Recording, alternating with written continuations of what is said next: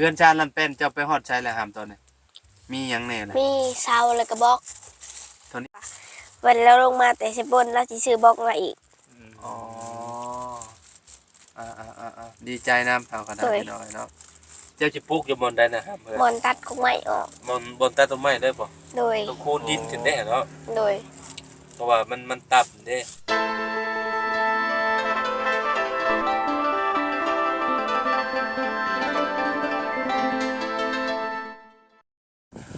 เนาะพี่น้องสลับกลับมามื้อนี้ขาขึ้นไปเซโปนเนาะพี่น้องก็เป็น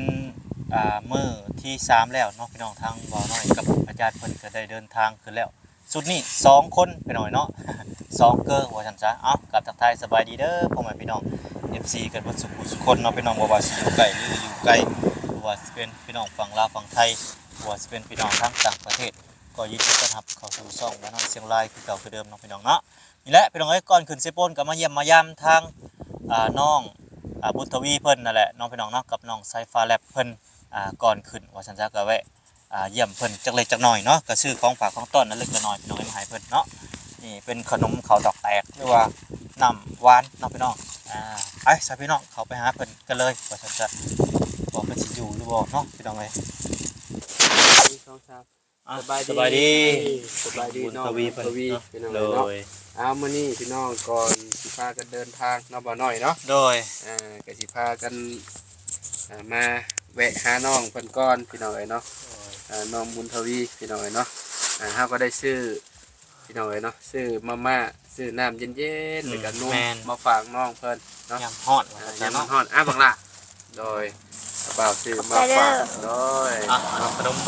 ข้าวดอกแตกแล้วก็น้ำหวานใจเด้อพี่น้องเอ้ยเนาะอากาศร้อนพี่น้องเอ้ยเนาะก็เลยบ่ได้ไปทางใดน้องๆเนาะบ่ได้ไปพ่อใหญ่ไปใช้พ่อใหญ่ไปเบิ่งงัวไปเบิ่งงัวก็คือคุมื้อนี้ซุปเจ้าบ่ได้นอนอยู่นี่ติโดยมีแต่ตอนเช้าจอกมาโดย6 โมงก็ออกมาแต่บ้าน6 โมงออกมาแต่บ้านมาอยู่พี่เนาะโดยเพราะว่ามันข่าวคือที่ฮู้แหละเนาะพี่น้องเนาะข่าวลักโตเด็กน้อยแม่นทางพ่อใหญ่ก็เลยว่าบ่อยากให้ร้านอยู่พี่น้องเนาะเพราะว่าห่วงความปลอดภัยพี่น้องเนาะก็ดีแล้วเนาะเพราะว่าเด็กน้อยพี่น้องเนาะแบบว่าผู้ใหญ่มาล่อมาหยังก็เป็นตาย่านได้พี่น้องเนาะอันตรายหลายพาขึ้นรถตู้บ่ได้โยกหลายรูปแบบกันเนาะแม่นมาหลายรูปแบบแห้งเลยนำบ่ทันแต่ว่าเห็นเงินตกหล่นตกเหี้ยกันเนาะเอาอีหยังยาสลบบ่ยาสลบเนาะยาสลบใส่โยอันตรายได้กันเมื่อนี้มีแพ้เข้ามาหาแหละน้องบุญทวีมีบ่จันโดยเพิ่นเมื่อมานี่บ่เมื่ออะไรเพิ่นเมื่อแล้วบ่โดยมีแต่บ่จันผู้เดียวบ่โดยชุมทีมงานบ่แซนยังบ่ได้มาบ่ตาบ่จิตยังมาแต่เมื่อวานนี่บ่โดยบ่เตียงบ่ได้มาบ่เมื่อวานนี้เรามาวันนี้ยังบ่มาเมื่อวานนี่มาเนาะโดยอากาศเปลี่ยนแปลงดุพี่น้องเนาะมื้อนี้โอ้โหถือว่าแบบร้อนชุดๆเลยพี่น้องเนาะมันมื้อหนาวเห็นให้คนบ่สบายแม่นค่อยก็จะคือว่าจะเป็นหวัดเป็นหยังเนาะเดินทางขึ้นเหนืออีกแล้วมื้อนี้เนาะไปกับบ่าวน้อย2คนพี่น้องเนาะ2เกิจอนเพิ่นบ่ได้ไปน้ำรอบนี้พี่น้องเนาะเรื่องเงินเรื่องค่ำแน่พี่น้องแม่นค่าห้องค่าหยังก็คนกลางสิแพงเนาะหมอน้อยก็ยืมมาบ่แม่นยืมผู้เฒ่าขึ้นมาเนาะพี่น้องไอ้บ่น้อยก็ได้ถึงสิเป็นจังได๋ก็บุกหน้าเรื่อยๆบ่น้อยก็ได้สู้ต่อไปโดยดีแล้วเนาะเฮาอยู่บ้านเฮาก็บ่ได้มีอีหยังนะพี่น้องเนาะถ่ายงานกับเฮาบ่ได้มีงานอยู่พี่เนาะมีแต่อยู่พูดบ้านน้องน้ำตอนนี้พี่น้องเนาะที่ว่างานเฮาเฮ็ดตอนนี้น่ะคือแบบเฮาหักเป็นสะพานบุญให้ทางแม่ใจดีเนาะก็คือแบบมีไม้พาสลาแล้วก็ค่าสร้างตอนนี้พี่น้องเนาะเอาขึ้นไปรอบนี้สิสร้างไม้พาสลาเลยโอ้ก็ดีว่าทาง แม่สามทานเพิ่นฝากเงินมาเป็นที่เรียบร้อยแล้วพี่น้อยเนาะช่วงนั้นเพิ่นก็ฝากมาแหละช่วงก่อนๆนะฝากมาประมาณ12ล้านกับ400,000กับ60,000ตอนนั้นแล้วก็มาใหม่ได้มาใหม่อันก็มาใหม่อีกประมาณ8ล้านเนาะเงิน400ดอลพี่น้อยเนาะเงิน400ดอลก็ได้8ล้านกับ400,000พี่น้อยเนาะโอ้2เถื่อนนี่ก็ประมาณ20ไปล้านเลยเด้เนาะ แม่น 20ล้านกับ800,000กับ70,000เลยพี่น้อยเนาะโอ้ถือว่าแบบเนาะบ้านน้องน้ำพี่น้อยเนาะถือว่าโชคดีสุดๆแล้วเนาะ โดย ค่าสร้างกับบ้านเพิ่นนั่นแหละพุ่นแหละเฮ็ดเรือนเฮ็ดชานแล้วพุ่นแหละเพิ่นเบิกไปได้2ล้าน โอ้มี เค ค่าย อยู่ สร้าง 23ล้านบัดนี้เนาะ โดย พี่น้อยเนาะสบายดีบังล่ะสบายดีมานั่งลูกนั่ง พาแลบ น้องสายฟ้าพี่น้อยเนาะ สายฟ้า เมื่อนั้นเป็นยังเมื่อนั้นนะบ่าวถามบ่ครับ บ่าวตาทำว่ามันจัด ฮะ ยัด ญาติญาตินะบ่าวบ่มื้อน่ะบ่สายฟ้า บ่าวตาท ญาติ ำแม่น ญาติข่อย อยู่ ข่อยมีหนวดบ่คือญาติ โย่ บ่ข่อยมีหนวดบ่เอาบ่าวเอ็นคือบ่ญาติจ้ะ แม่นติดกับบ่าวเอ็น บ่าวเอ็นเจ้าติดบ่กับบ่าวเอ็นน่ะ ติด มีไผที่เจ้าติดตอนนี้น่ะ บ่าวเอ็นแล้วก็บ่าวตาแล้วก็บ่าวเวียด บ่าวต้าบ่าวเอ็นบ่าวเวียด โดย คนอื่นได้ซะบ่ธรรมดา บอลี่ก็ธรรมดา บ่ดีก็ธรรมดา โดย จะติดไผตอนนี้ในทีมงานทุกค เบิ น ดเลย บ่เลยบ่ แม่น บ่ได้คิดย่านไผบ่ บ่ โอ้ น้าบ่าวเจ้าบ่ย่านบ่ บ่ เจ้าคือย่านน้าบ่าวบ่ครับฮะน้าบ่าวเว้าดุบ่โอ้ยเนาะพี่น้องเอ้ยเนาะเฮ็ดแต่เด็กน้อยย่านแล้วข่อยพี่น้องเอ้ยเนาะข่อยใจดีเด้อข่อยบ่ได้ขี้ห้ายเด้อเราย่านมื้อนั้นเนาะพี่น้องเอ้ยเนาะบ่ต้องย่านดอกน้าบ่าวบ่เฮ็ดหยังดอกว่าฮ้อนดิ ฮ้อนเนาะ ปลาก็กินข้าวแล้วบ่ นั่ง ยังบ่ได้กินบ่ โดย โอ้ข้าวเที่ยงยังบ่ได้กินพี่น้องเนาะปลาก็กินข้าวเช้ากับหยังซะน้อง ทอดไข่ ไทย อ๋อทอดเองเลยบ่ โดย นี่น้ำเย็นๆครับน้ำเย็นๆนะลูกเด้อน้ำมันพวกน้ำส้มน้ำยางเนาะ เขาจะ ได้บ่แมงแคงน่ะน้าเบาสิมาเอาแมงแคงนำ เอา ได้ บ่ได้ ยังบ่ทันต่อยมันนี่ เอาบ่ได้ครับ ถ้าต่อยก็เล่นไหลมันทันมันได้ กลางเว้นเลย บ่กังเว้นมันจากรักได้เนาะ แม่มันบินในกลางเว้น แต่ว่ามันก็มีอยู่บ่ มีเมื่อวานนี่ไหลผมบ่ได้ น้าเบาไปซื้ออยู่ตลาดดงน่ะอยู่แถวบ้านก็เจ้าขาย40โตต่อ50,000 เอ้ย เห็นไหม โต เนาะ 40ตัวต่อ50,000บ่ 40โต 50,000 แม่น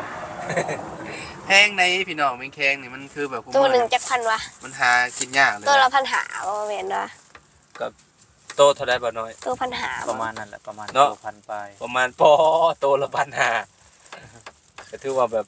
เนาะมันหากินยากคือว่าก็เจ้าเอามาก็เจ้าก็มากินกำไรนะพี่น้องเนาะ แม่น แต่ช่วงนี้ก็เริ่มและแมงจักรจันทร์ออกและพี่น้องเนาะ แต่มันแม่งแข้งโตในกุ๊กกิ๊กนะมันจักเป็นอะไรแหละขึ้นๆเนาะ ตัวลายอะบ่ โดย เออ มันบ่มีปีก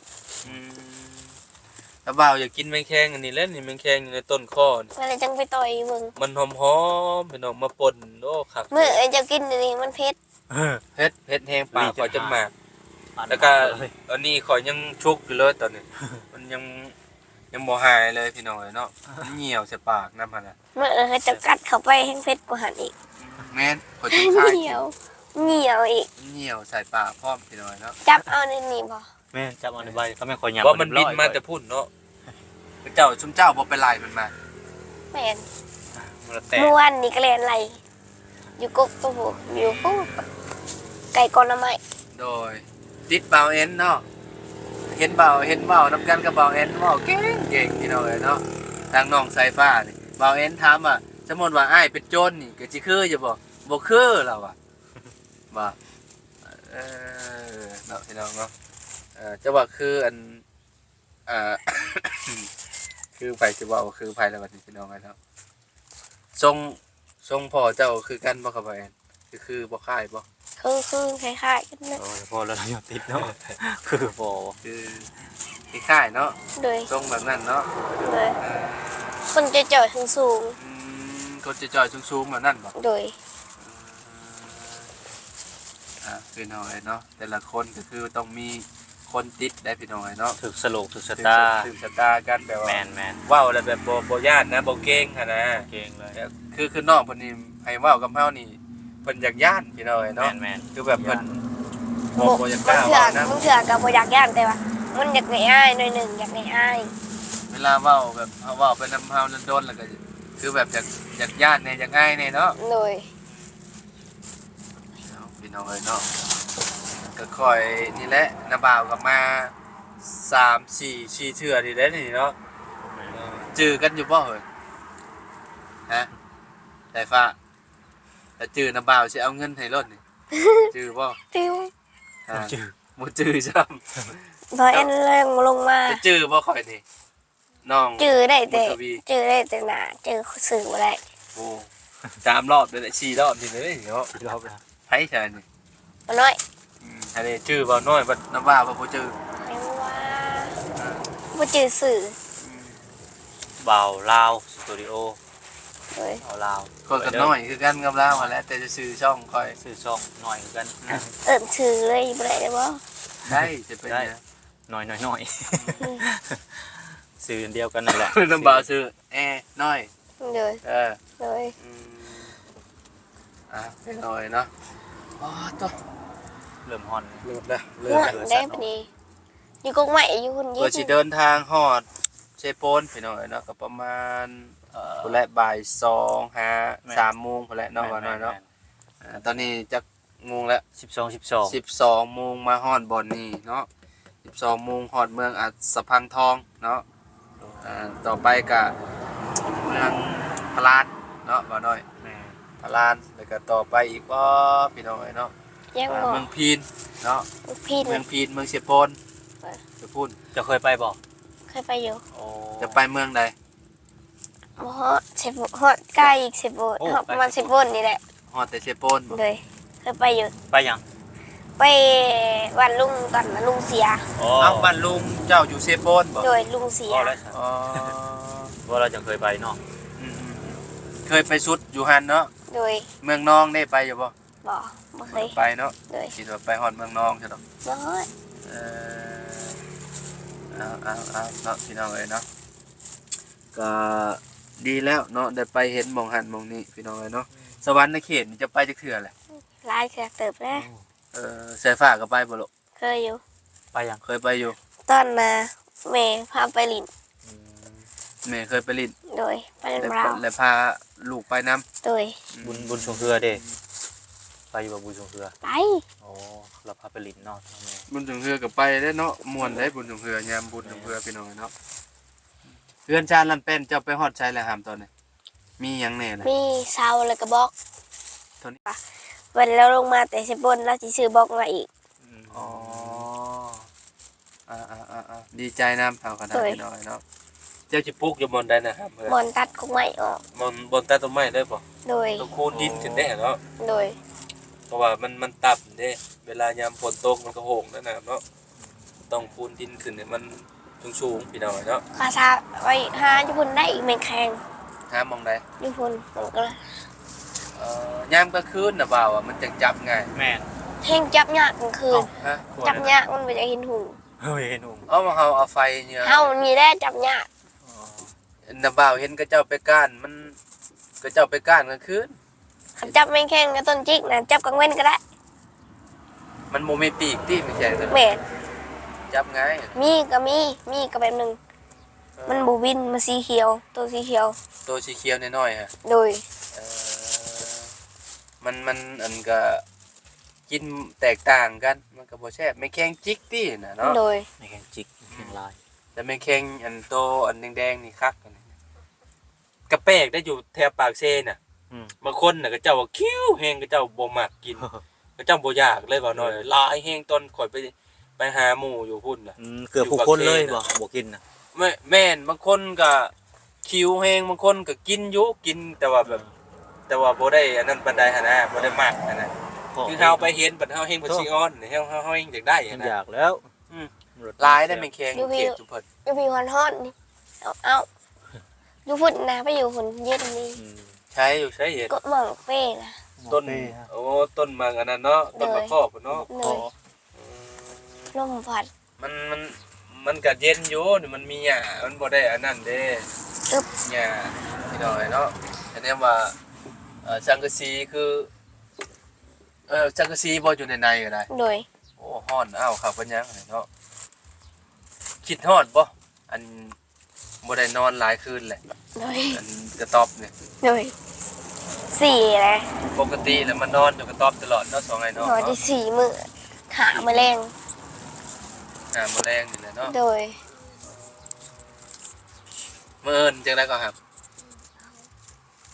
มื้อนี้สิมานอนบ่ มาอื่นละ6 มื้อ มื้อเพิ่น6มื้อ แล้วบ่าวสิชื่อเพิ่มมาฝากก็เลยว่ายันมันบ่แซ่บห่านน่ะแล้วบ่ชื่อจักห่านใดซุมลาวเคยกิน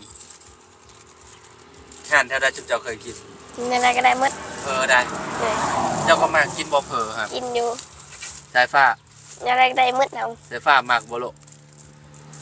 บ่มัก มัน ไอ้หยังก็เว้าใหม่โดยสาเหตุที่เราบ่อยากเว้านำเราเป็นหยังก็ ระยะ เราย่าน เฮ้ย ย่านคอย โดย คอยมีหนวด ระยะเราอะอย่านะฮะ ย่านคอยให้โอ้ขอยบ่ได้ให้เจ้าเด้อเออพูดแล้วสบายนี่พี่น้องเอ้ยเนาะ มามื้อแรกคือเว้านำกันอยู่เฮ้ย แม่น ฮะ เปลี่ยนกระทันหันเด้อ บัดมื้อน่ะบ่าวลงมาแต่เซโปนมาเว้านำบ่ มือเจาะน้ำแม่นว่าจะมาแม่นเลยมือเจาะน้ แม่น ย่านมือจอน้ำเลยบ่ ำแม่น ย่านตอนนั้นเลยบ่แล้วก็แล้วเลยบ่ โดย โอ้ยพี่น้องเอ้ยเนาะย่าน อย่าเปิดเนาะ คิดไว้ อัน นั่ง FC ว่าอันน้องเพิ่นจะว่าอันโดนดุบ่จักว่าโดนอันพ่อเฒ่าดุบ่จักว่าโดนอ้ายดุบ่จักพี่น้องบ่แม่นได้พี่น้องเอ้ยเนาะเพิ่นเป็นสาเหตุเพิ่นย่านเฮาพี่น้องเอ้ยเนาะสายฟ้าบ่ต้องย่านนะบ่าวเด้อนะบ่าวบ่เฮ็ดหยังเจ้าดอก เดี๋ยวเฮ็ดมันสิหัก นะบ่าว นั่ง บ่แม่น ซื่อๆ ว่าสิเป็นคนใจร้ายปานนั้นเอ้าพี่น้องเอ้ยเนาะเฮ็ดให้เด็กน้อยย่านแล้วข่อยพี่น้องเอ้ยเนาะนะบ่าวขอโทษเด้อนะบ่าวเว้าหยังผิดเด้อยินบ่สายฟ้า ตะกี้หาฮู้แล้วสาเหตุเพราะว่าหยัง ฮะ ฮู้แล้วสาเหตุเพราะหยัง อ่า ไปลิ้น ไปรีด ติดลิ้น อ่า ติดลิ้นลายเดียวนี่ อ่า ขาหมูมาลิ้นนำมันก็ติดลิ้นเลยกะ บ่นะ บ่อยาก บ่าวบอกก็บอกเจ้าบอกดีแบบบ่อยากให้เจ้าไปลิ้นร้ายหั่น เลย นะ เดี๋ยวนี้หาก็มาแต่ลิ้นเมื่อกี้นี่เลย มันก็บ่ดีหั่นแหละไปลิ้นดุ ไปลิ้นแต่เช้าๆนี่หาก็มาเมื่อกี้ อัน นี่ นี้ทางอ้ายเว้าเลยเด้ฮะไปลิ้นดุก็มันบ่คัก เลย เนาะมันติดหมู่ติดคู่หลาย เฮาบ่ได้ไปแท้อยู่เฮือน อืมดีแล้วเจ้าอยู่เฮือนอยู่ยังเบิ่งนี่แหละเบิ่งอันนั้นเป็ดเบิ่งไก่เนาะเบิ่งงัวเบิ่งหยังนี่แหละ ไปลิ้นในเฮือนโดงเลยมันถึงเลย มีเฮือนดองนำบ่ มี เออไปลิ้นหมู่หลายแล้วเนาะไปลิ้นอันเฮือนดองก็ได้ แหม่ เด็กน้อยหลายอย่าพูดพี่น้อยเนาะเราก็เลยม่วนเล่าแหละเด็กน้อยพี่น้องเฮ็ดเอาได้เนาะเมื่อหน้ามานะบ่าวมายังสิย่านนะบ่าวอยู่บ่บ่ครับบ่ย่านฮะ บ่ยากเขานี่ซื้อในบุญ อันนี้โอ้ในบุญก็จะมาขาย เขาตอกแตก อ้าวเดี๋ยวสิพากันคอโต้แหละพี่น้องเอ้ยเนาะอันก็สิมีรางวัลให้บ่าวน้อยเนาะก่อนเดินทาง โอ้ ขึ้นไปเซโปนแหละเนาะ ห่วยพอดีส่วงกระเป๋าแหงพอดีนี่เนาะ โอ้ยเนาะพี่น้องเอ้ยเนาะกระเป๋ากำลังแห้งกำลังใหม่เนาะ ส่วง เออ คืนเนาะ คือที่เห็นหั่นแหละติ โดย พี่น้องเอ้ยเนาะเดี๋ยวเอาเงินให้ทั้งน้องบุญทวีกับสายฟ้าก่อนพี่น้องเอ้ยเนาะแบบว่าให้กำลังใจเพิ่นก่อน โด เนาะ ยโดย พี่น้องเอ้ยเนาะให้รางวัลน้องบุญทวีนํน้อง สายฟ้านำพี่น้อยเนาะจังไดก็สู้ๆเด้อนาบ่าวมาเมื่อหน้าเว้านำนาบ่าวเด้ออย่าย่านนาบ่าวเด้ออ้าวน้องล่ะโดยน้องบุญทวีน้องสายฟ้าเอาลูกเอาไว้ชื่อกินเนาะ เลย ตอนนี้ก็เงินจานลานแป้นเพิ่นก็ยังได้เอ่อเสากับอิฐบล็อก บล็อก เนาะ เลย ที่ จักอย่างสองอย่างนี้ เบา เสา ดี กระบอกแกลเราลงมาอีกแล้วสิซื้อลงมาให้อีกบอก ยังมีบล็อกอีกเนาะ โดย ยังสิชื่อบล็อกมาเพิ่มอีก โดย พี่น้องเนาะ ประมาณอีก80แล้วว่า ประมาณ80ก้อนบ่ โดย โอเคไปนะบ่าวอันไปปะเด้อไปเด้อ โดย มื้อหน้าพ่อกันอีกนะบ่าวเดินทางก่อนตอนนี้ โด เนาะ ย จังได๋ก็สู้ๆเด้อ โดย เป็นกำลังใจให้กันนะพี่น้องเอ้าสบายดีบักละ สบายดีสบายดี น้องพี่น้องตอนนี้ก็ทางอาจารย์กับทางบ่น้อยก็สิเดินทางไปแล้วพี่น้องเนาะบัดนี้ก็เป็นช่วงอยู่เวลา 12:30 นตอนนี้ก็ได้พี่น้องเนาะก็ขอขอบคุณทาง FC และผู้ใหญ่ใจดีเนาะพี่น้องที่เอื้อเฟื้อแผ่นี่นะก็คือเสาอิฐบล็อกบ่ว่าจะเป็นทางทีมงานบาวลี่เนาะพี่น้องบ่าวเตียงพี่น้องขอขอบคุณผู้ใหญ่ใจดีหลายๆเด้อเนาะที่มาซอยครอบครัวน้องบุญทวีเพิ่นว่าซั่นซะเนาะไปซะพี่น้องกับพุ่นแหละไปพบพ่อกันอยู่เซโปนพุ่นแหละพี่น้องเนาะสำหรับคลิปนี้ก็ขอกล่าวคำว่าสบายดีพี่น้องสบายดี